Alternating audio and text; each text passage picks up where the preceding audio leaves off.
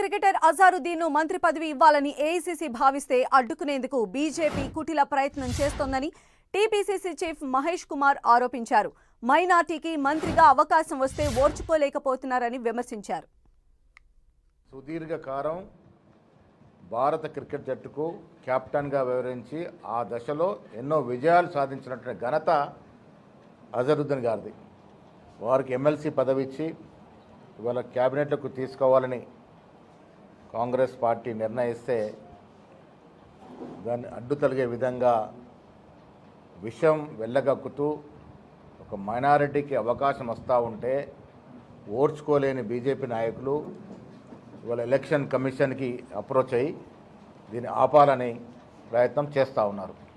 అజరుద్దీన్ గారిని క్యాబినెట్కు తీసుకోవడం ద్వారా మైనారిటీలకు సంక్షేమాన్ని, మైనారిటీకి అభివృద్ధి కార్యక్రమాలు పంచాలని చేస్తున్న ప్రయత్నాన్ని ఇలా బీజేపీ అడ్డుకునే ప్రయత్నం చేస్తూ ఉంది.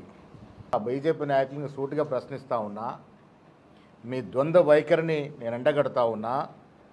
మీరు ఇటీవల కాలంలో రాజస్థాన్లో ఒక ఉప ఎన్నిక జరిగితే